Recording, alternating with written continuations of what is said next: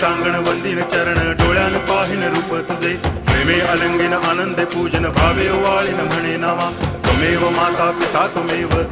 बंधुश्च सखा त्वमेव विद्या करुणं त्वमेव सर्वं मम देव कायेन वाचा मनसेन्द्रियैर्वा बुद्ध्यात्मना वा प्रकृति स्वभावात् करोमि यद्यत् सकलं परस्मै नारायणायति समर्पयामि अच्युतं केशवं रामनारायणं कृष्णदामोदरं वासुदेवं हरि गिरिधरं माधवं गोपिकावल्लभं जानकीनायकं रामचन्द्रं भजे हरे राम राम